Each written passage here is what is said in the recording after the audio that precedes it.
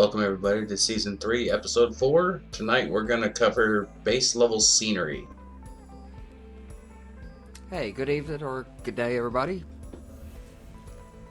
Welcome to this month's, as I'm working with some, this month I'm kind of working with scenery, base structure, kind of expanding up from that.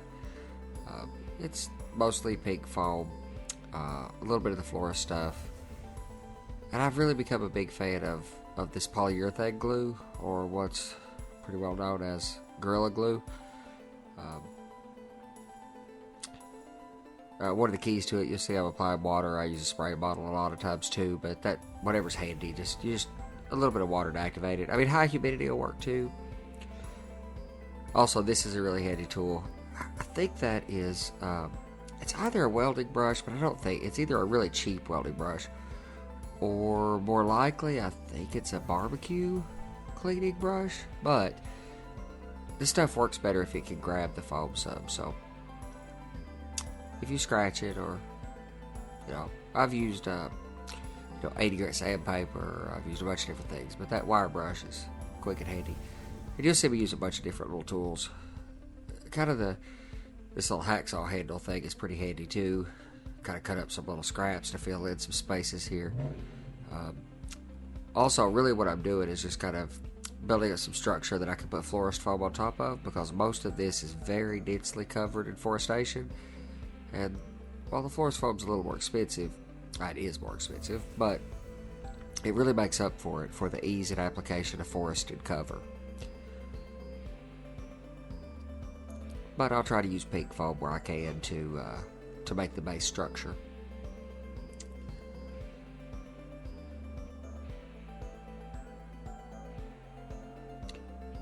Part of the thing with tools is part of the same problem you have shooting video. The biggest problem with shooting video, the biggest problem working with a lot of the tools, is, especially with foam anyway, is that the tool itself gets in your way quite a bit. So I tend to use, I alternate between a number of tools based on which one of the tool gets out of my way the most effectively to do a particular job.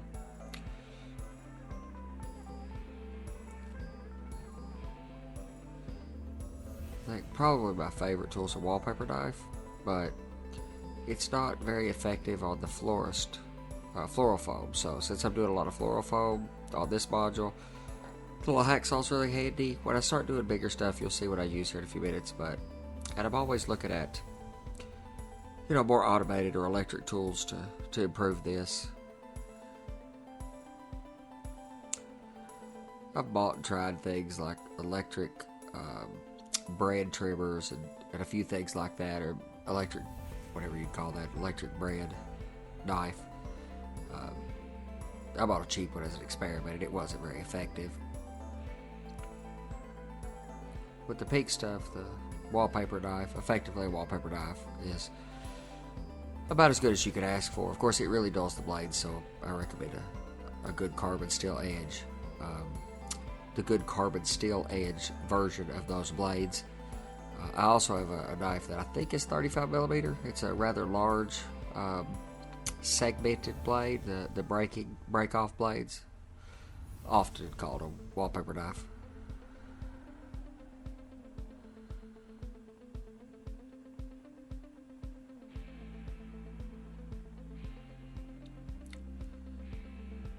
And you'll see some of these are some scrap pieces kind of that have been shaved off or made, kind of the right slope, that were the top of a hillside on a module that butted up against the ceiling, and I shaved some pieces off, especially with the florist foam, but even the pink foam. I save most of the scraps that are kind of valuable.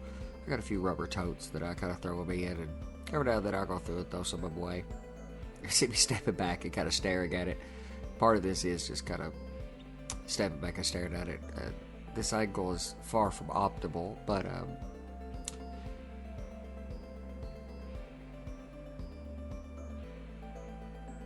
said you often get in the way of it's often hard to find a good place for the camera, or the tool gets in your way, or you get in the way of the camera. Much better.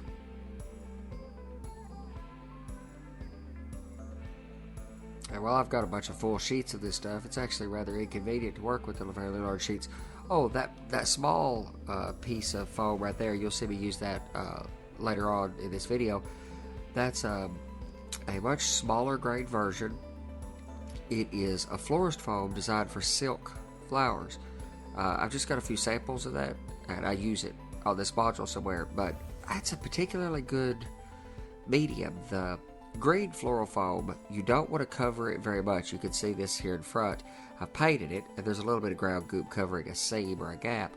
You don't want to put a lot of ground goop on top of it, or paper mache, or plaster, or anything else, because it defeats the purpose of the florist foam. It fills in the cells. You really basically just want to paint the stuff. The silk flower medium of floral foam is a tremendous lot finer. It has a really nice structure that with just some paint and some leaf or forest underfloor deadfall material pretty much covers the job, and it's a really quick medium to kind of work with.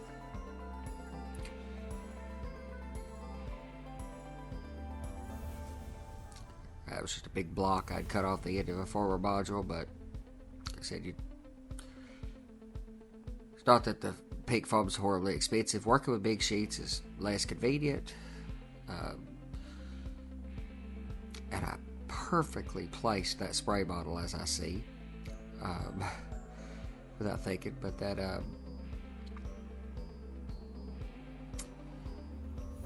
I glue it to basically every surface it'll fit to. So here it's on the bottom. Water, moisture is the key to this stuff, man. I mean, it doesn't have to be wet, but moist. Needs moisture. Also, polyurethane glue expands. It's not like the spray foam, but it expands. So you could lay a bunch of weight on it. That works. Works real well.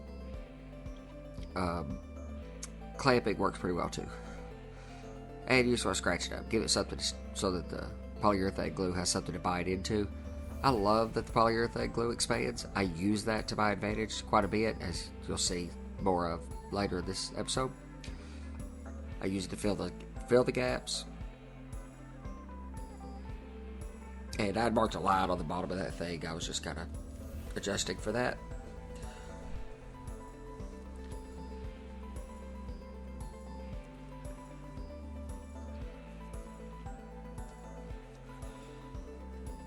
And weight works. I've got quite a bit of weight that I'll throw on top of things, but I don't know. Clamps tend to be easier to work with for me. In most applications, it just depends.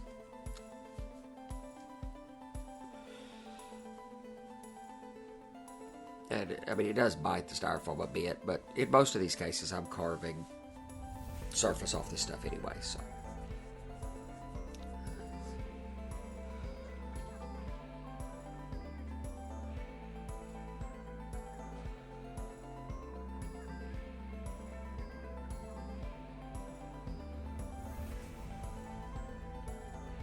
If you're going to do a lot of this, you go through polyurethane glue pretty quickly too. So I buy, normally I've got a larger bottle of it, and I've been buying a brand that's not Gorilla Glue that comes in a larger bottle. I can't remember what it's called right now, something off Amazon, but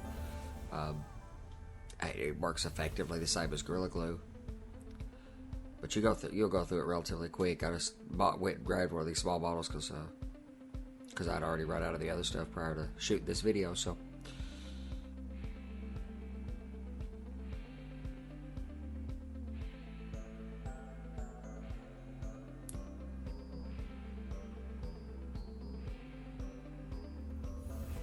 Like everybody else, I need more clamps. I think I've got, I don't know, 15 or 20. Probably more like 15. And doesn't matter how many you have.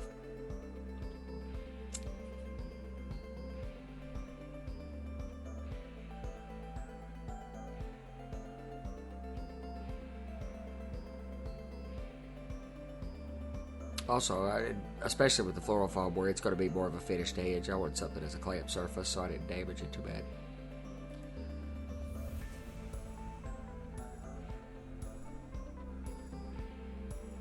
I keep dragging the module around, getting it out to the edge, but as you can see here, now I've got it unclamped and we're ready to start cutting on it. I want to follow this curve radius that is going to be the fascia. It'll have a subfascia and then a fascia. I want to get that curve relatively close, and then I'll put Gorilla Glue when I would actually put metal facial material on.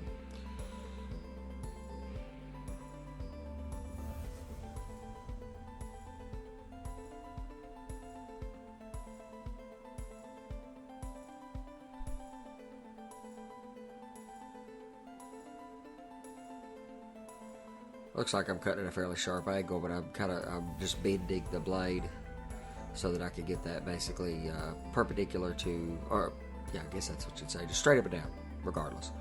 And then that's another thing about the foam that I use a lot is sandpaper.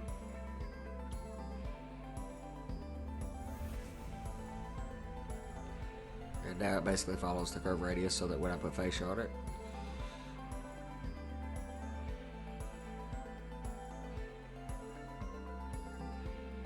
this little handle's really good because you can bend the hacksaw. And you can even get your fingers down in there and get kind of tricky with it, kind of bend it and get coves and angles in it. A bit like you can a hot wire. I'm pretty sure you can't use a hot wire with florist foam. I'm effectively positive that you can't, but I haven't tried it. But a hot wire's not my favorite tool. Other people use it and love it, and you use what tools you like to use. I have one. There are a few use cases where I find it, where it suits the job. The hacksaw will kind of wear you out on the pink foam. The florist foam is a little more suited for, but you'll see here in a minute I kind of get tired of it.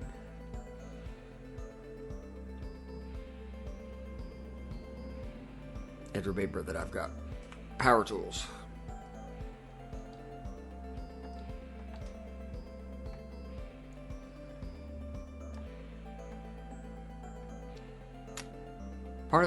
The Gorilla Glue that I use, polyurethane, part of the reasons how strong it is, it fills in gaps, it can be used for a bunch of applications. I use it by itself, as you see along the edge of the roadbed. I actually use the Gorilla Glue and basically make a scenic structure there. But it sets up, but it's strong, and I've not seen it damaged from moving modules around or things flexing. But it also sets up real quick, so I can clamp, stick some Gorilla Glue on something, polyurethane glue on something, a little water, clamp it down, give it 30 minutes, 45, and I can unclamp it at least, and I can generally start carving it a little sooner than that too.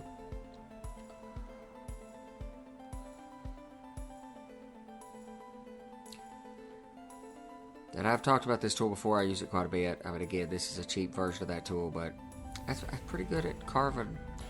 It works okay on the florist foam too, but on the pink foam, it's really, there's a little technique for carving with it. It's kind of a flick action with your wrist that I kind of like the results of. I mean, I don't think you can go wrong with it however you use it, but I found a little action of it that I enjoy using it that way.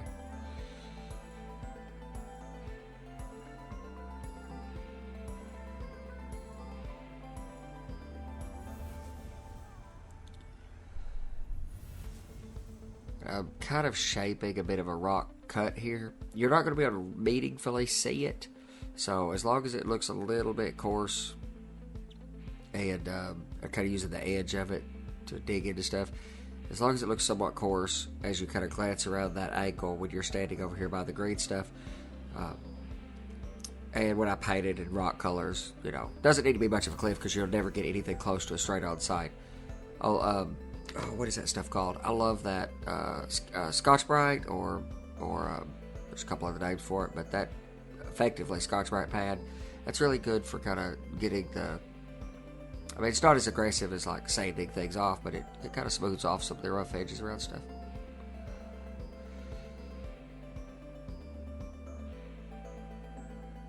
Now, this is another Gorilla brand product too. It's white contact cement, but it's foam safe.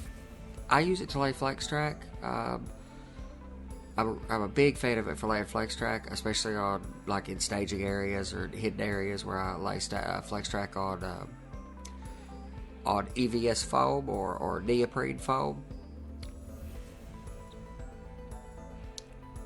Now the ground goop, loose assy. I've talked about it on several shows before. I'm a fan of the stuff. Loose assy come up with it a long time ago. Mike Confalone has maybe repopularized it in the last number of years. He calls it universal mud for whatever reason, but Lucassi came up with it and called it ground goop. I don't use the original recipe. I use various different recipes of the stuff depending on what I'm doing. Here, this is a smoother finish as I do the right-of-way and kind of line side. So there's no vermiculite. I'm pretty sure there's no vermiculite in this mix. I'm positive there's no vermiculite in this mix. I use vermiculite some of the time, so it's just paper mache, latex paint, a little bit of water, touch of water. I've got to where I go a little heavier on water, a little less on paint when I want these really smooth finishes and I can work with it. And then I use vermiculite in it a lot. It gives it a coarse texture. It's good for hillsides. But when you want something like here, this area is going to be that kind of dark gray dirt mud that is a combination of old cinder and, kind of the grime and the stuff that happens along the right-of-way. Most of the time when I use ground goop, I use it in some brown color, but I just mix this up in brown because most of it's the right of way, and I use it the rest of the places too because it doesn't matter much because all that green florist foam all needs to be painted regardless. So here you can see I've used the polyurethane glue along the right of way to glue down the mesh tape, fiberglass mesh tape that kind of ensures the roadbed meets the scenery without a gap, or that reduces gaps from forming in the future. And I fill in and put the polyurethane glue after the roadbed and after the pink foam is in place. I'll come in and put the polyurethane glue down that gap between the two, let it expand up, kind of knock it down, and then I'll come back with that little universal tool or multi-tool to kind of knock off the top edges, because it's a polyurethane glue is a little harder to carve than regular expanded polystyrene or foam board. It's a little harder to carve than even the spray foam if you use that. So the little power tool's particularly handy for that. And then here I just want to get some rough finish of ground goop on that, get it covered up. I like to get color on things as quick as I can. I'm not an artist, I'm an engineer in every way that a person can be an engineer, basically. So the earlier that I can get basic scenery in place and get color in place, the longer I get to look at it, more chance that I can make corrections.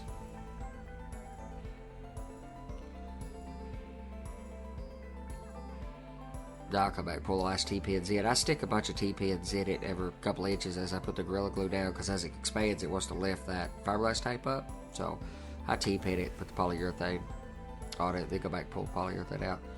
Here, in this case, I have split that roadbed.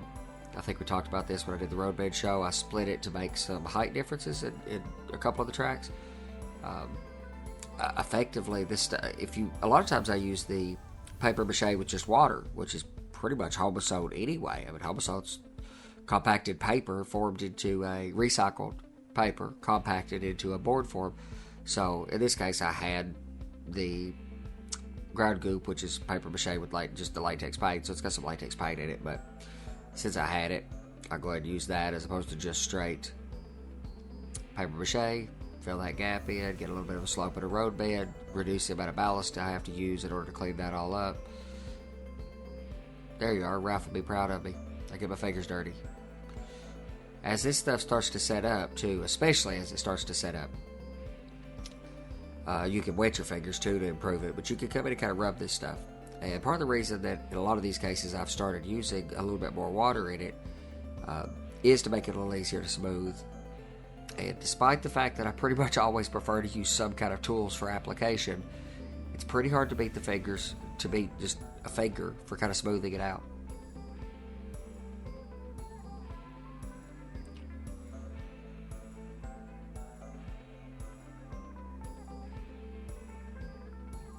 And while I've got the stuff out again, I've got this other piece of roadbed that goes on an adjacent module, goes on the other end of this 3-set module that I've built kind of over this season of Empires and leading up to it.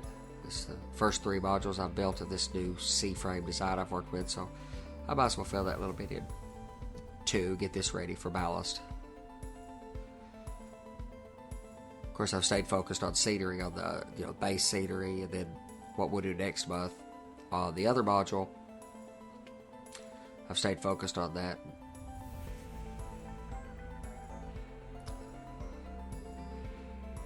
So I needed to figure out, I roughed in the rough curve of this is a quarter module that we've been working on, so at the back edge of that quarter module it's coved. And I've actually played with that quite a bit to find what I really like, and about a 12-inch radius looks pretty good to me. If I went much tighter than that in my experimentation, it looked tighter, and my instinct is that it would cast some shadows. And you can see I'm obviously not, couldn't find my handle. So, and my little dog's running around like he's lost. He don't know what to do with the workshop up here. But I couldn't find the blade handle to that thing. So, you guys don't do that. Don't use a blade like this. This is stupid. But I had it. I wanted to cut the stuff. And a blade like that's really just better for doing this specific job. So, I only needed the one piece of pink stuff. And then on top of that, I'm going to build up florist foam, because all of that back in that area there is all going to be very densely forested in the back corner.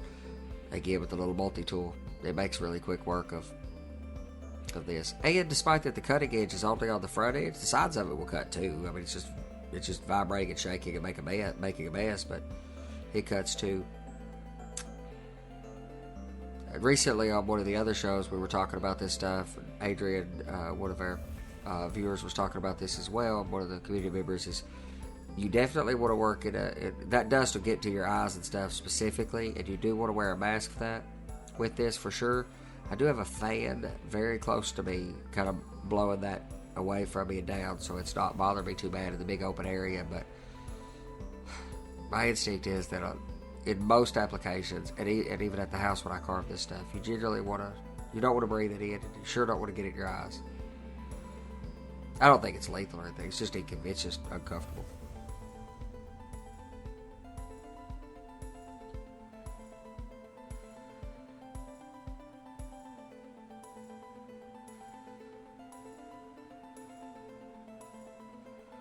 I've got this florist foam with these large sheets that are like 1x3, I think, something like that, 1 foot by 3 foot.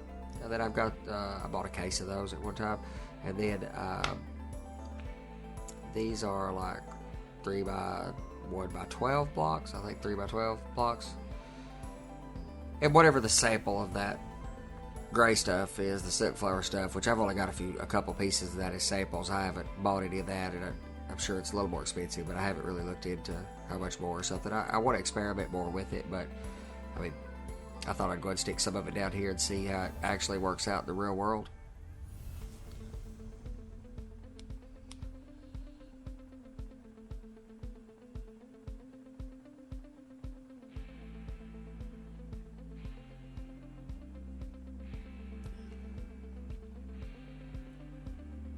I need to raise that peak up. There's a road that goes right along the road bed here. There's a narrow 2-lane country road. And then there's a little bit of a parking lot right up against that hillside that's densely forested. And there's a little bit of a structure that's kind of stuck up through the trees on that hillside, where there's a coal dump, truck dump up above, and there'll be a conveyor kind of coming out of that truck dump that's up going through the trees there. But it's all really densely populated, really densely forested. And part of the key to this is, part of the reason that floral foam works so much better is, if you've looked into a forest, the trees are a couple feet apart, especially newer growth forests, and especially along the edge of the forest. They're smaller branches and all the saplings, and they're very dense, very dense. And if you just took a bunch of super trees and stuffed them one beside the other, you would have trunks, and that's part of the problem with super trees, is the trunk is not very adequate. But even still, you'd still have trunks every few inches or something. So I end up stuffing, so if you had, say, 3 or 4 inches square, you might have 4, 5, 6 trunks going to the ground from those trees. And you need more like 40. So I stuff a lot of sticks straight down into the ground, and then push my super trees right over top of those. I'll show you that at some point, and I'm sure I've showed that on some show that we've done in the past where I've done that. But And when you plant this, kind of move it around a little bit too. Kind of take advantage of the material. You could spread it out with an actual tool, but I spread it out like that. They get a little water in there.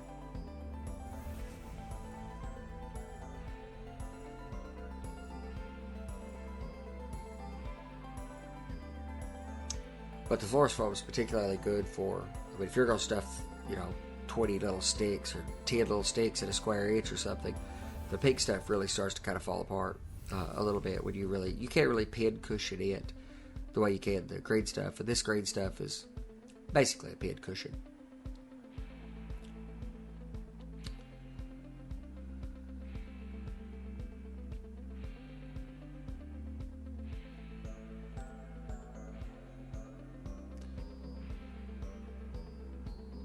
There's a little space between. I've got to slide the backdrop back in there.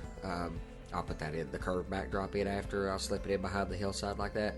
But it has a curved backdrop, and then there's a photo backdrop that will be standing proud of the backdrop that's blue with clouds on it. Be standing proud of that by a ½ inch, and has lights, individually addressable LEDs. So you can have the kind of light over the horizon that you get at dusk and dawn. So, and then all the clamps it's going to take to get this thing to stick down. And this is pretty much all the significant scenery on this module. There'll be a little bit more coming out from each end of this thing, but until I get a road in place, kind of see how much space I have to work with, which is not much. I mean, these modules are relatively narrow, and there's just not a tremendous amount of scenic opportunity on them.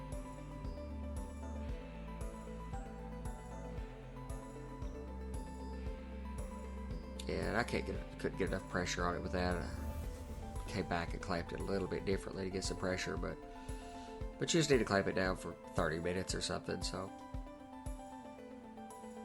that's my favorite little trick too. I seen Bill Scobie do that on one of Chris Lyons' videos. I'm a big fan of Bill Scobie's layout and Chris Lyons' videos in general, but especially those around Bill Scobie's layout. And I seen him take that C-clamp and spin it around in his hand to wind it up.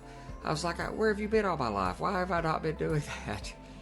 So, I talked about this early on, and I forgot that I actually showcased this, where I kind of get that glue to drop down into that little gap between the Home Salt Road Bed and the pink foam. Hit it with a little water, let it expand, come back and knock the top off a little bit with a multi-tool or a rasp. Works like a champ. Just hit it with a little water. But, this stuff is pretty workable. I mean, it's not as pleasant to work with if you're just dragging it around as like glue or something. But anyway, that's going to give us for all of our base scenery. I'm going to slap a coat of paint on this stuff, and then we're going to get serious with actually putting some more meaningful ground cover on in a future show before long. So you see what we get up to in next month's show. And I'm getting pretty close to having this module.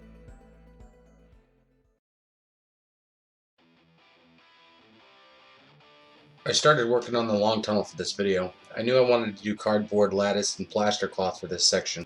I built a jig to allow me to cut 1-inch strips of corrugated cardboard with some regularity without having to first go through and measure out my cut lines. The jig I made is crude and rudimentary, but I got the job done with a modicum of efficiency.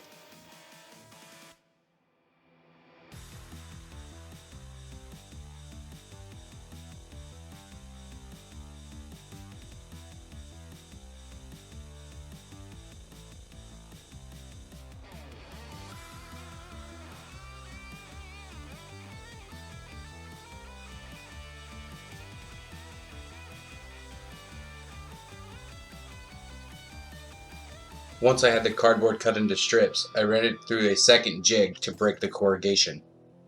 Unfortunately, I don't have any pictures or video of the second jig, but I used 2 blocks of 1x2s, 1 block of 1x4 to act as a base, and 2 pieces of 3/4 inch dowel to pinch the cardboard down.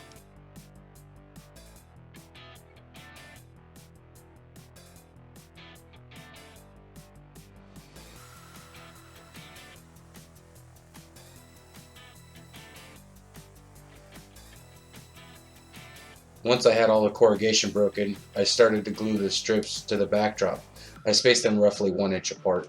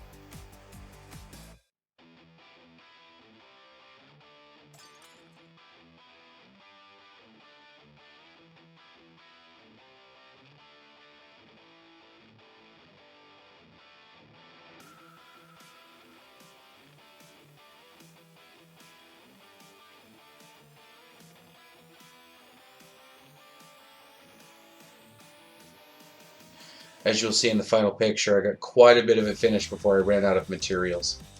Since I ran out of materials, I didn't have enough footage to put this video together. I started working on the peninsula as I had plenty of materials to work with. Now I'm working on the peninsula base level scenery. I used 1-inch thick foam board, Gorilla Glue, and water. I also used a couple of different cutting tools. Off camera, I cut the vertical supports to be 8 inches tall when standing on their sides. I used a tape measure to determine the depth. I used the Woodland Scenics risers to determine the spacing. There are 5 sections in between each vertical support.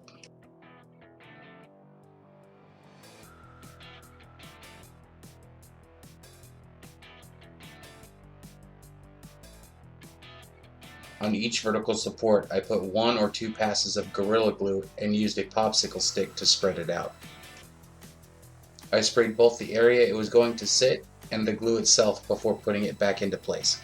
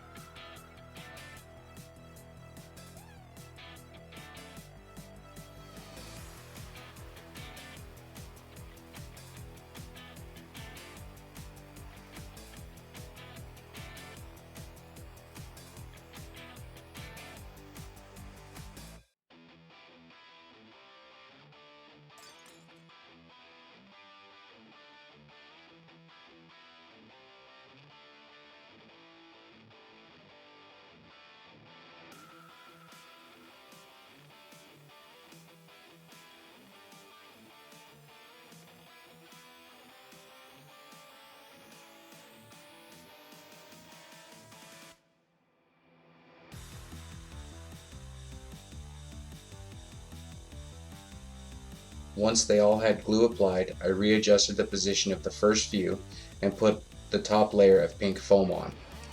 I put weights on the top layer to hold the vertical supports down while the glue sat up.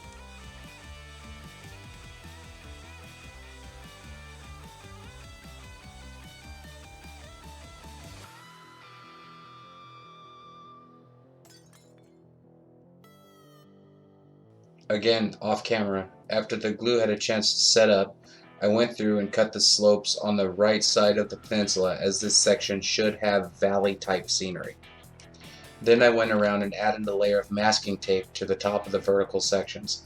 This protected the slopes and vertical faces as I went back through and trimmed the top layer of foam with a hot wire foam cutter. I only roughed this in as I intend to go back with a sander and smooth it all out before adding the ground layer.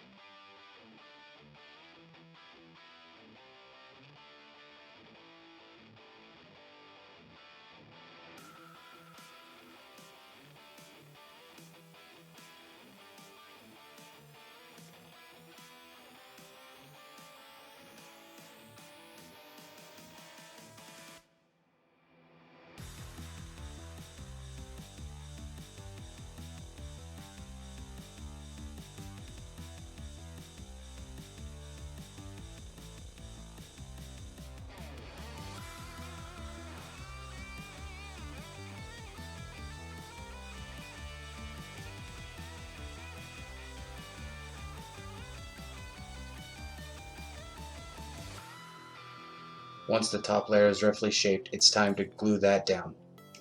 Back to the Gorilla Glue and water process.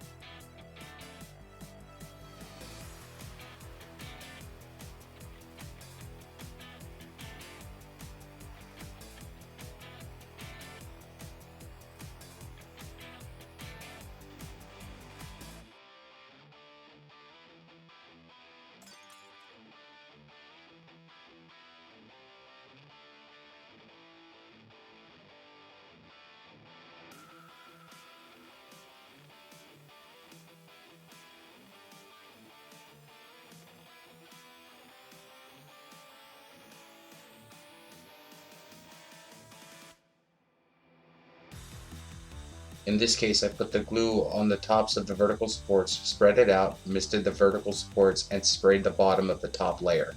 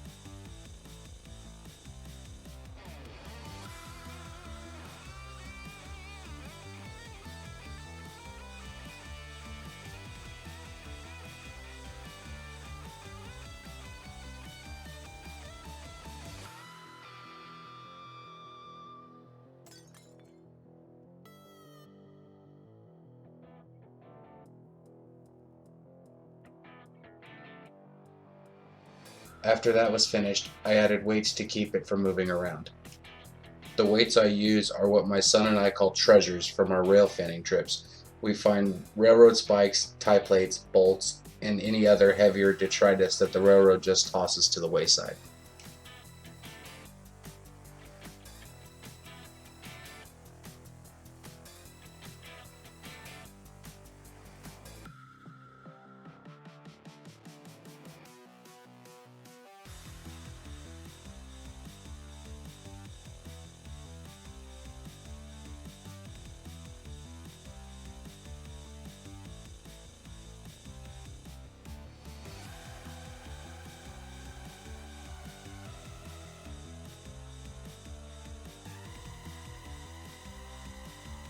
If you've made it this far, thanks for watching. Watch out for our next episode on January 15th.